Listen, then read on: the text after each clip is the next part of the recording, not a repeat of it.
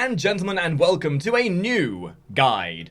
Now, the Wukong guide was originally going to be done as one of the last guides we were going to do, but then DE were like, hey guys, do you want a Wukong rework? And then they did, and now we've got to do a Wukong guide because the rework's actually really good and definitely deserving of our attention and explaining how the new and improved Wukong works. Now, a lot of what we would normally cover at the start of these videos has already been covered in a previous video. In fact, it's the video just before this. It was a Wukong review. So for information on what's changed and how amazing this rework has been for Wukong, from the boring, dull monkey boy to the new energetic, flowy, bombastic frame that he is now, go and watch that. I would highly advise it, because we're going to be skipping certain elements that aren't really relevant to a guide, so to say. This is more to learn how the new Wukong reworks rather than what has changed. Wukong has always been a very satisfying solo frame that is designed predominantly around a survivability playstyle. Originally, there was really only one way to mod with Wukong and only one way to really play him, which wasn't all that exciting, let's face it. However, he can now be modded in a much wider variety of ways and still produce a very tanky, durable frame and a very tanky playstyle, but with a much deeper level now with his rework. This in turn has also made his synergy with team play a lot more noticeable as well, with potential to crowd control and deal a huge amount of damage being emphasized through the rework to his augments, as well as also how the damage change has been made to his exalted weapon, but we'll cover more about that when we get to it. Initially, most players are going to stick to the tried and true, almost Inaros style of play, of having intense survivability and high levels of self-sustain, and maneuverability along with that. Wukong finds his place in solo and team compositions by soaking up damage like a sponge, and pumping out some heavy damage of his own using his amazingly powerful exalted weapon. Having some uniqueness with having a clone that also runs around mirroring a lot of your own abilities, and dealing damage with a relevancy of what weapon you have equipped, as well as the way you mod. This in turn has made it so that the intrigue of play is a lot deeper. It's not just to press a button and go AFK anymore. The play styles are varied, the way you look at Wukong is now varied, and in turn you have a frame that is going to be a lot more exciting for a new player to pick up. I personally have a great affinity for using either a pure damage build based around power, strength, and efficiency, where I rely on a push towards high damage using Primal Fury with its augment, and relying on the fact that the enemy are probably going to die before I am. And even if I were to take damage, just a base level of survivability modding goes a long way for most typical missions. And if I'm feeling extra saucy, I fiddle with the augments such as Celestial Stomp to produce a more utility-based playstyle that can help lock down an area and support your team and at any given opportunity, which is more than can be said for the old Wukong. I really gotta stop talking about the old Wukong. He's old. He's out of here. New Wukong's better. We like new Wukong. He's a monkey boy.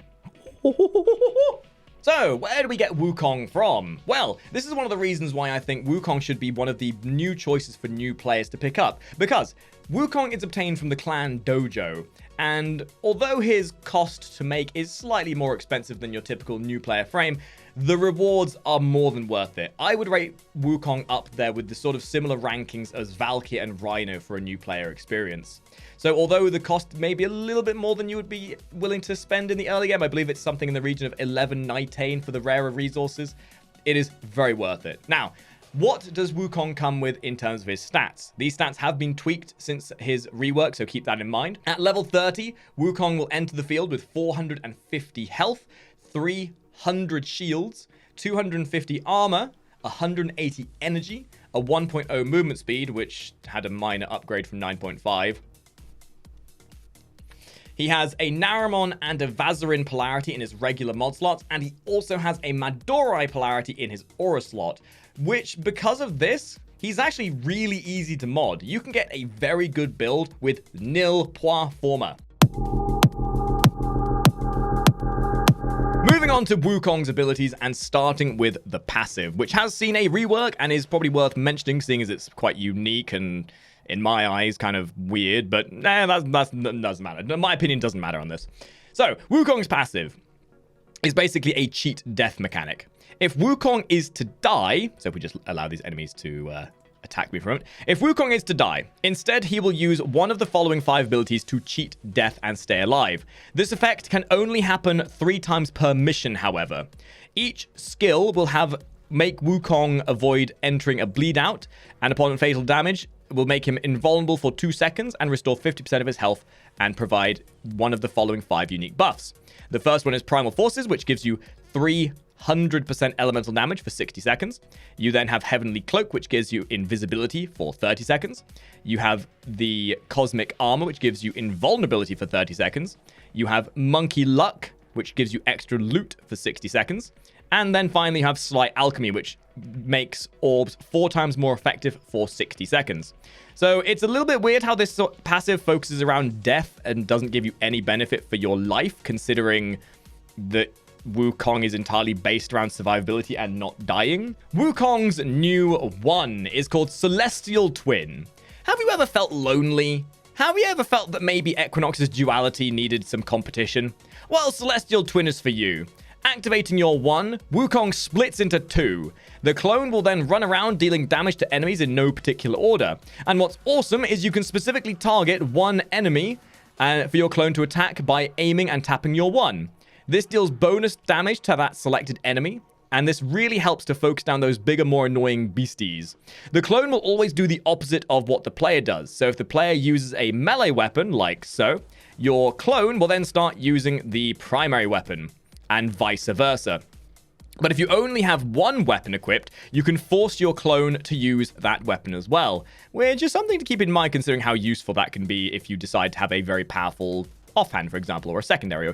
Like if you want to specifically focus on one weapon that's very strong.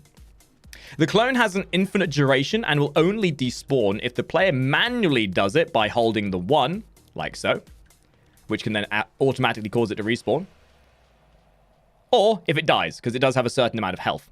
If you are to use an ability, the clone will also mimic said abilities, dealing the equivalent effect, and the great thing about the clone is, its damage is affected by modifiers of whatever weapon it equips, so there is a large amount of scalability, and the clone isn't just a waste of space making it part of Wukong's new identity and giving him a real force and form, rather than just being his old one-trick pony. And I feel like the clone is probably one of my favorite things about the entirety of his rework. It's so cool. It has some damage. It has some even modability potential to specifically build towards the clone and the way that damage works. The health multipliers of the clone are affected by ability strength. The clone and its weapon stats are affected by Wukong's equipped mods, so modding sensibly will really push the boundary of any Wukong player. But even with subpar modding, this clone will absolutely tear enemies a new one. One of the things that got changed, seeing as Celestial Twin is a new ability, is the augment for the one, which is now called Celestial Stomp. Celestial Stomp, similar to a Rhino Stomp, allows your clone to then generate a stomp, which will knock enemies up into the air for a few seconds. Although this is not as strong as a Rhino Stomp, as it can't be extended with duration, and it's not likely your main builds are going to be modding for range. So unfortunately, there's not much of a synergy with this for your main sort of build if you're focusing more on damage and survivability. It does give Wukong the ability to actually have some form of crowd control now. And if you are to use this augment, it's highly likely that you'll use this in synergy with a more supportive type playstyle, where modding for range will then benefit your Defy and also other elements of your play as well. This is probably one of my favorite changes to Wukong, as it's added a completely new element to the way Wukong interacts with a team. And it means that you have more than just one playstyle, which is what I was referring to earlier, where Wukong now has his identity to him. The second ability is called Cloudwalker. Now this has seen a bit of a change since its old one, but the purpose is still the same. Wukong will jump into the sky and travel at the speed of sound in the direction that he's facing, becoming immune to damage, cleansing status effects, and restoring 1% of his health per meter traveled. Enemies within 8 meters are then stunned for a small amount of time. This gives you verticality and speed to maneuver yourself in a very efficient way, as you are able to then travel upwards, around, and anywhere you need to go like you were in an Arcwing mode, whilst also giving you sustain. This also synergizes with your clone, as it will heal your clone at the same time as well. This will also then cause your clone to ascend with you and travel along with you and appear once you then spawn at your location you land at. The health restore per meter traveled is affected by ability strength, so because most builds have a lot of power strength, you will see some very high potency of this ability, and chances are you'll recover all of your health in one single cast, assuming you travel far enough. This can be used very well in spy missions, as this now makes it so that you can no longer be triggered by lasers or anything of that nature. Seriously, give this a go in the next spy mission you do, and I guarantee you Wukong will be one of your favorite choices for spy missions. The augment for this is probably the most lackluster augment and is more of a harkening back to his old ways than anything, but it's kind of nice to know about. Enveloping Cloud. This causes allies within 4 meters become invisible for 14 seconds. The duration makes this last longer, and although this ability doesn't really synergize with the new and improved Wukong, it can be kind of fun, and I can imagine you can make some gimmick builds specifically around the idea of causing your allies to go invisible, which is kind of cool. I guess it's definitely not the most useful augment in the world, but it's nice to know it's there nonetheless, especially if you fancy being a spy Wukong. Sneaky monkey boy. Wukong's 3 is called Defy. Now, this is the ability that has probably seen one of the biggest changes while still maintaining its original name, sorry. Defy, what was once the pinnacle of Wukong play, is now an ability that complements the rest of Wukong's playstyle. This ability, once active, will put you into a pirouette, where you will absorb all incoming damage. Then after 2 seconds, Wukong will slam down, dealing the damage absorbed multiplied by 7.5 times. Or a multiplier of 7.5 even. To enemies within a 12-meter radius. Wukong then gains... before we show this, let's activate the enemies because I'm a goofy goober. And then let them shoot at me. And lo and behold, as they're shooting me, we activate the 3. They deal damage to me. And then... boop. All that damage absorbed is reflected back at the enemy with a multiplier of 7.5, and as you can see, we've generated a massive armor buff down in the bottom right. The armor buff, however, cannot go above 1,500, or 1,500, sorry. It's an amazing ability. It's kept its image of keeping Wukong alive, which is super cool, but it's become more dynamic. It has a form of crowd control with the knockdown. Now, the potency of the multiplier for the amount of armor you get per enemy knocked down, or absorbed, sorry, is dictated by your power strength. If you mod for range, the radius in which you do the sweep, as well as also the effect of that area, is then affected by the ability range. And all you need to do if you want to cancel this ability early, if you've built for some duration, is to press 3, and it will cancel the ability early. This is kind of nice, and it synergizes well with some of the other abilities Wukong has gained to add that extra little bit of knockdown, crowd control, and a bit of team support. The great thing about this as well is if you got your clone up, your clone does the exact same thing. So not only do you have your own little pirouette, but you got your lovely little companion doing the exact same thing like so. And then you look like a lovely ballerina duet doing their own thing. This does then give your knockdown the ability of affecting a larger area, and, it's kind of cool. It's a definitely interesting rework of the Defy, no longer being the pivotal point of a Wukong play. Something you'll notice about the way these abilities have changed is they've taken away the immortality, but they've given Wukong a lot of a oh damn situation where if you find yourself in a tough spot, then most of your abilities are going to get you out of that spot. So you may not have direct immortality now, but through a mixture of Defy and Cloud Walker and maybe even Celestial Stomp, you've got so many ways to stay alive now, along with the passive as well. You are still pretty much immortal, especially with the right modding. Primal Fury is the coup de grace, the ultimate ability of Wukong, and has, for the longer time, been one of the more notable abilities, and the one that used to give him his pizzazz back in the day. Now, in essence, this ability is still the same, but the core has changed somewhat to make it a bit more potent. This is Wukong's exalted weapon. Upon using your 4, you will summon forth a mighty stick of doom, as fancy as it is.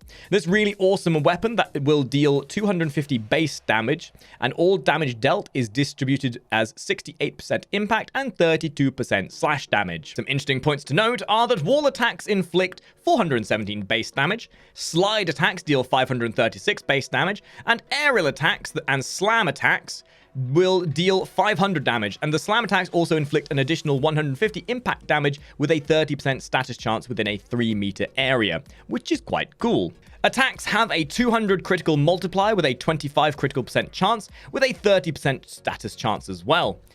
Damage is affected by your ability strength with a melee combo counter, and most mods, so modding correctly, can really push the boundary and potency of your staff. In turn, all of this will lead your staff to be very, very powerful. And what's better is your clone will use this at the same time with the same level of potency. So when you have your clone active, quite literally it is mimicking absolutely everything you do, the potency of which is quite notable as well. If you ever feel like your clone isn't doing enough damage, it might just be down to the way you mod. The augment for Primal Fury is very simplistic, and it serves more to be just a stat mod than anything else.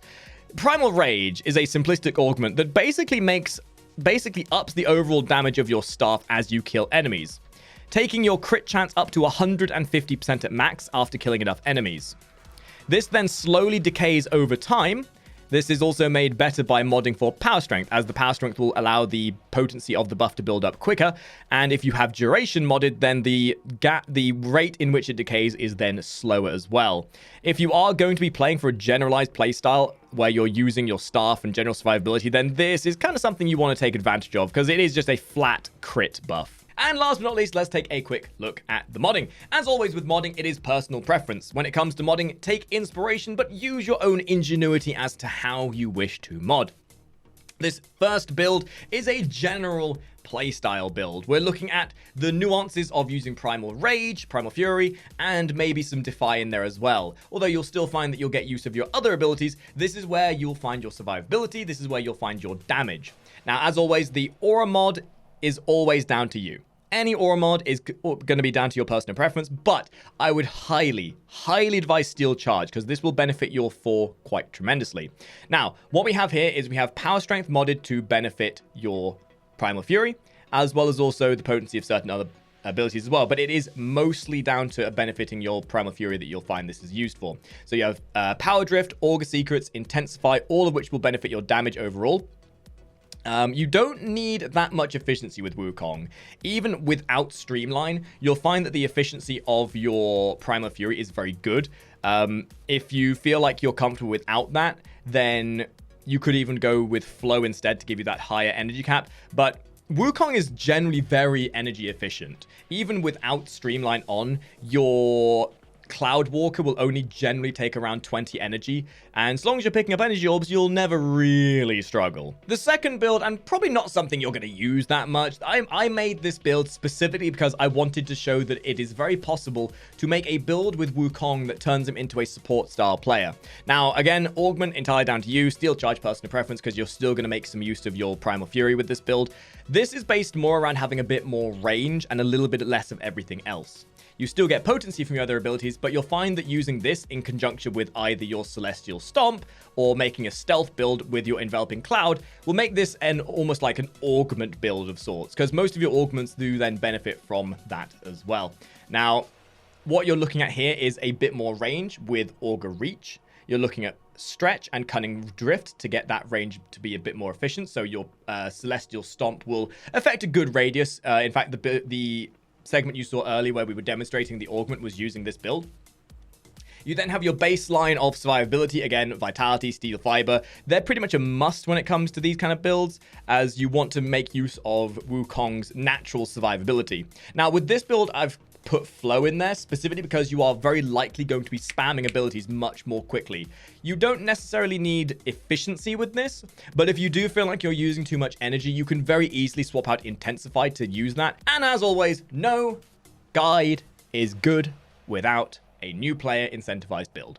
This is where you as a new player would maybe want to look towards. All the builds we've shown are things to aim for. This build is something that you will make use of even from the outset. This is a 0 to 1 form of build that almost any new player will take advantage of. So with this, you're looking a bit more at the survivability element using Vitality, Steel Fiber, and then adding in Gladiator Aegis and also Gladiator Resolve, taking advantage of the fact that you can then get the benefit of the set bonus from these as well. In fact, these could, in theory, end up being in your main builds as well. That's the glory of modding. What inspires you from one build could be put into another. and Wukong definitely benefits from set bonuses much more than a lot of other frames. So you have your baseline mods with Flow, Intensify, Streamline, and Continuity, all of which you'll get very early on in the game. These will help your all of your abilities in their respective rights. You get a decent amount of damage modifiers and multipliers for all of your abilities from your power strength. You get a bit of efficiency from Streamline, and Continuity will help the duration of your armor buff, as well as also certain other elements of your build as well. So this is something that is very easily obtainable by any new player. So give it a try if you want. And hopefully this video has been of some use to all of you. This has been interesting doing a guide so soon after a rework, and I think using this in synergy with the other video we did on the review is going to be a good way to demonstrate new and improved frames as time goes by. And hopefully you've enjoyed the rework as much as I have, because honestly, Wukong is amazing now. He's gone from a frame that nobody plays to a frame that's like, oh my goodness, everybody loves him. And I can certainly see him becoming very, very popular in the near future as people get used to the fact that he's not useless anymore. So, if you have enjoyed the video, guys, leave a comment down below as to what you think of the new Wukong. Maybe slap that lovely little like button, maybe even pop a cheeky subscription, and maybe come and join us on the Twitch channel as we record these on stream with our lovely fellow Tenno here, who help us record these videos. And you can help dictate how these videos end up going by leaving your comments, feedback, and also getting involved on the Twitch channel. So, I will see all of you top hatters in the next video, which won't be until after TennoCon now, as I will be there over the next week. I'll see you all in the next video, guys. Ta-ra!